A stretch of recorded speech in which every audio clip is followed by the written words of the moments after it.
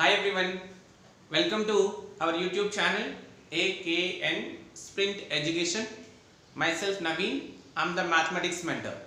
And today's session, let us discuss about chapter number 5, quadratic equations, exercise 5.2, question number 2.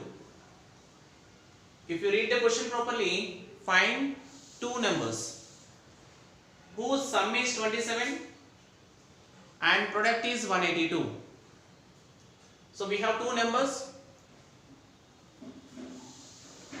Find two numbers whose sum is 27. Okay, I mean sum of two numbers is 27. Okay, let one number is, suppose let us consider, let the number be x. Then what about the second number? Second number is obviously 27 minus x. Yes or no, children? Because when I add x and 27 minus x, one number is x, second number is 27 minus x, plus x minus x gets cancelled. Again how much I'll get? 27, right? Children, sum of two numbers is given 27. If we consider one number be x, then second number is 27 minus x. Okay? So now the second statement is, and product is 182.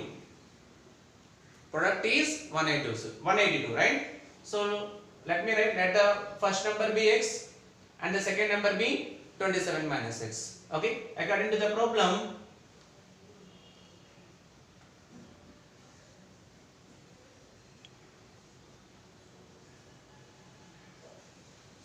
product of two numbers is 182. Okay, one number is x, product means into, second number is 27 minus x is given how much? Which is given 182. Any doubt, children? How we got x and 27 minus x? Because they said two numbers whose sum is 27. Okay, now x into 27, 27x minus x into x square is equal to 182. Students, if you observe here properly, here we have minus x square. What you do, transpose towards right hand side, it will become plus x square. Here we have plus 27x, transpose towards right hand side, it will become minus 27x. Already we have 182 on right hand side, plus 182 equal to 0. Any doubt?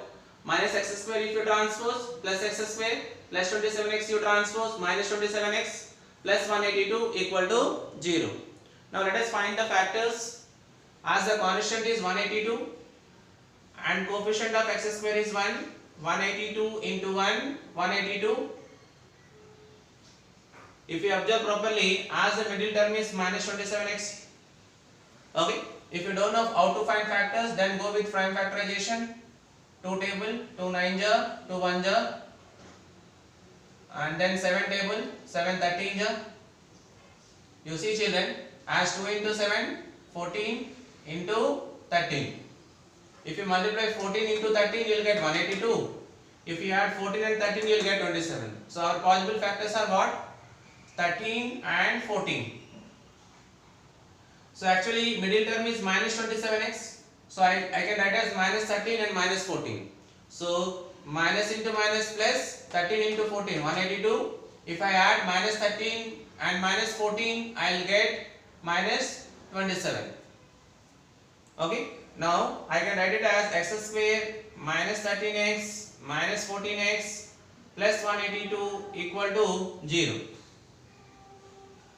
As from these two terms, if I take x common, I will get x minus 13. And from these two terms, if I take minus 14 common, again I will get x minus 13 equal to 0. Now if I take x minus 13 as common, I will get x minus 14, that is equal to 0. So one is x minus 13 equal to 0, minus 13 you transpose plus 13. The second one is x minus 14 equal to 0, minus 14 you transpose, it will become plus 14. So we got two numbers, 13 and 14, right? So if you take, if x equal to 13, okay, therefore the other number is other number equal to 27 minus x, right? 27 minus 13, 14. So the two numbers are what? 13 and 14. If you take x equal to 14, other number be 27 minus x, I mean 27 minus 14, that implies how much? 13. So the two numbers are what? 14 and 13 children. I hope you understood. The second question, find two numbers whose sum is 27 and product is 182. Now coming to third question, find two consecutive positive integers, sum of whose squares is 613. Do you know children what is the meaning of consecutive positive integers? Consecutive integers are nothing but one after other. Suppose you take 3 and 4. As we know that after digit 3 we will get 4 only.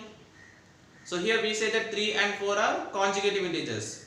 Okay, one after other integer, right?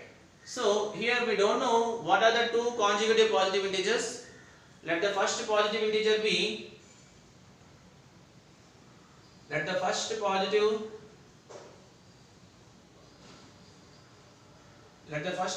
integer equal to x. Then what about second? What about second positive integer? Obviously x plus 1, right? So as I told you in example 3 and 4, if you add 1 to 3, you will get 3 plus 1, that is equal to 4. So children, this point you have to understand. Two consecutive integers, wherever the question, in many chapters we use this concept called consecutive positive integers. Sum of two consecutive positive integers, sum of whose squares is 613, they are saying. Two consecutive integers are nothing but one is x, second one is x plus 1. And according to the problem, sum of whose squares is 613. Sum means plus whose squares. Squares means one is x, whose square means x square.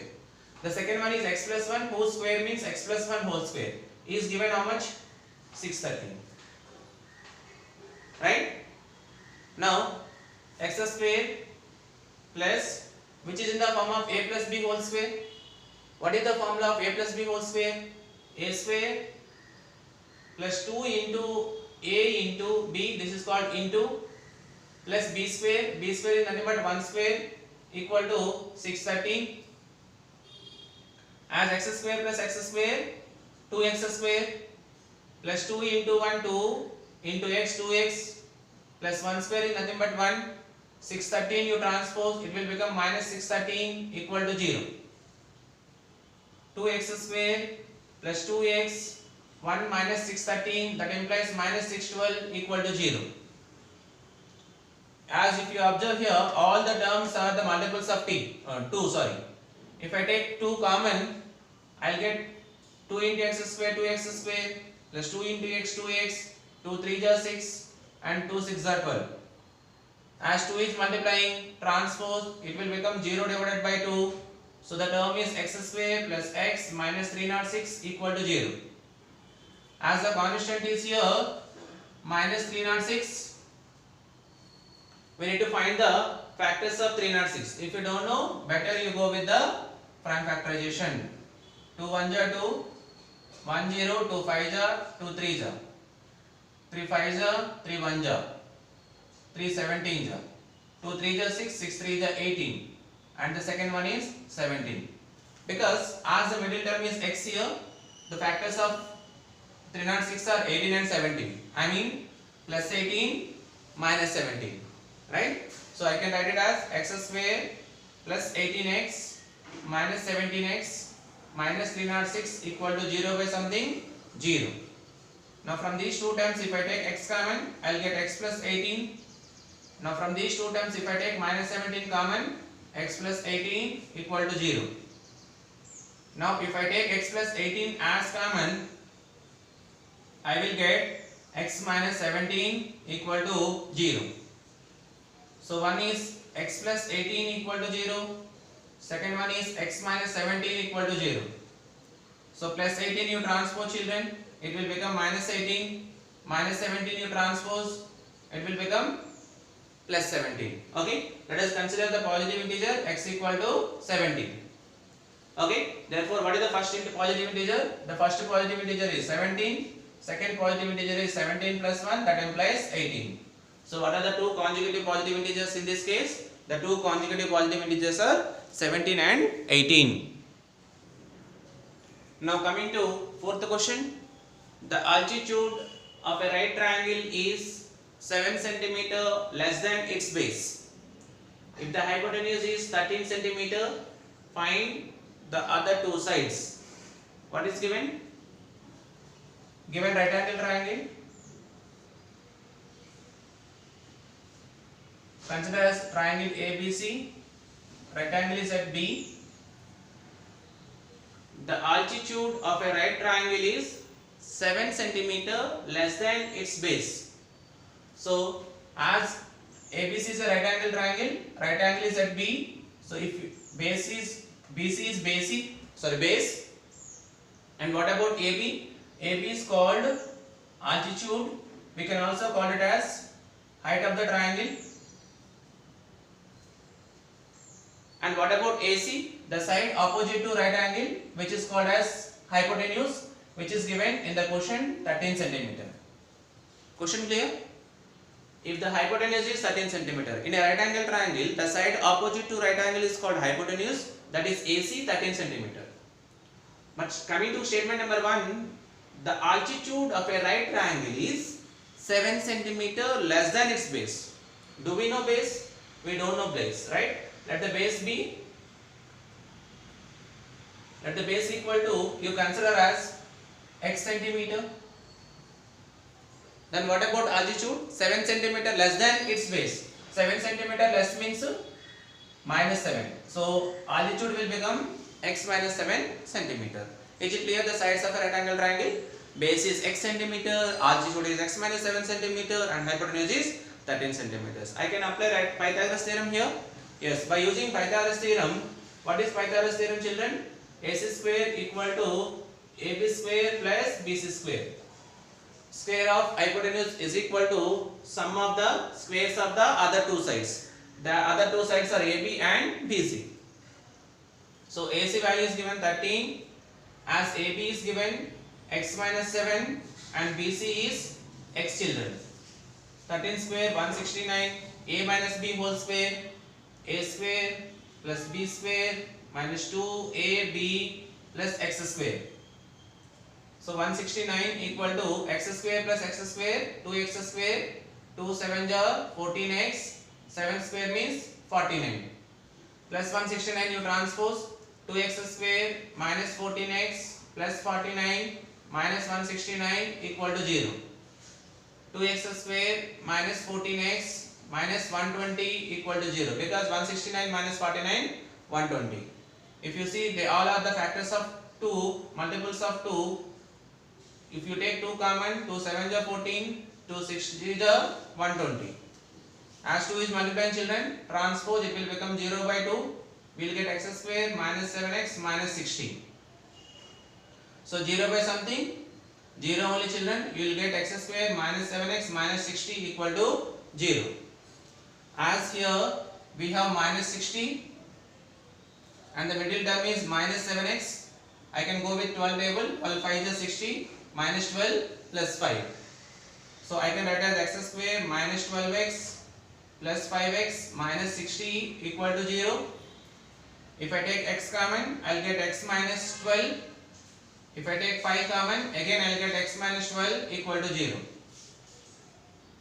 Now if I take x minus 12 as common, I will get x plus 5, that implies 0. One thing is x minus 12 equal to 0, second thing is x plus 5 equal to 0. Minus 12 you transpose, it will become plus 12, plus 5 you transpose, it will become minus 5. Okay? If you consider base as 12 centimeter, base equal to, we consider as x, which is equal to 12 centimeter. Then what about altitude, children? Altitude is, we consider as x minus 7, that implies 12 minus 7, which is equal to 5 centimeter, and hypotenuse is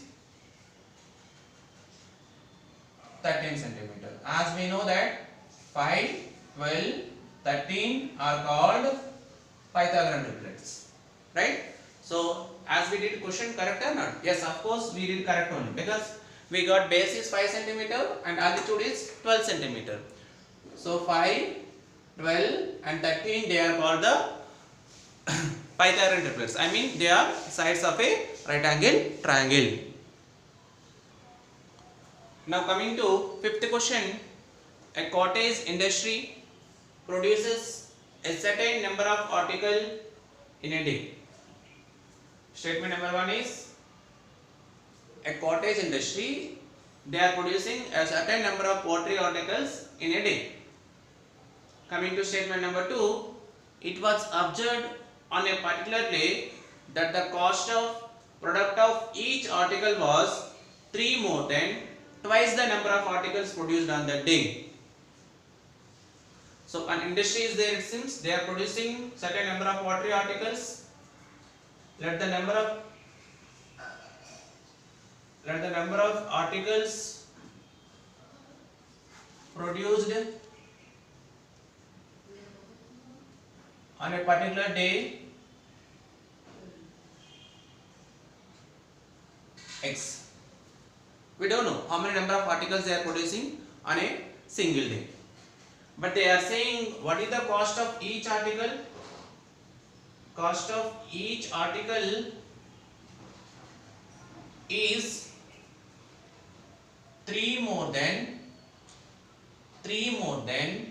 twice the articles produced on a particular day. So cost of each article is 2x plus 3.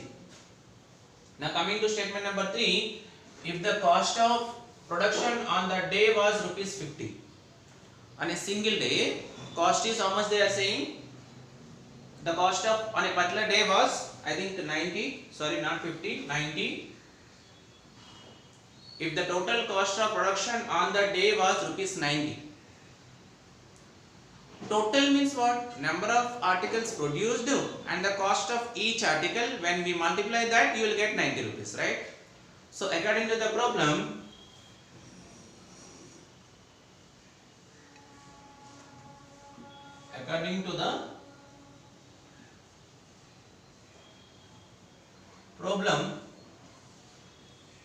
cost of article, let the number of articles produced X into cost of each article was 2x plus 3, that is total cost how much? 90. Now x into 2x, 2x square plus x into 3, 3x plus 90 you transpose minus 90 equal to 0. So as constant is minus 90 into 2 children, that implies minus 180. So as the middle term is plus 3x, so 2 90s are, 2 45s are, 3 15s are, 3 2s are 6, 6 2s are 12. I mean 15 and 12 are the factors of 180. So that implies plus 15 and minus 12. 2x square minus 12x plus 15x minus 90 equal to 0. If I take 2x common, I will get x minus 6. If I take 15 common, I will get x minus 6 equal to 0. Again, if I take x minus 6 as common, I will get 2x plus 15. Right? So 1 is x minus 6 equal to 0. So x is equal to what? X equal to 6. Right? So x is nothing but what? Number of articles produced on a particular day. Number of articles produced on a particular day is how much? 6 articles. And what is the cost of each article? Cost of each article is 2 into 6 plus 3. 2 6 are 12 plus 3. 12 plus 3 how much? 15. I mean on a particular day, number of articles are produced are 6 and the cost of each article was rupees 15. See, number 6 articles and cost of each article was 15, 16, 15 are 90. Yes? Total cost of production is how much? 90. So question is little bit hard on the children, lengthy question, but the answer is easy only once if you understand the question properly. So these are the up to 5 sums we explained in this video, and the next video will continue with the remaining problems, children. I hope you understood today's problems very clear to you. Don't forget to hit subscribe button, like it and share it with your friends children. Thank you.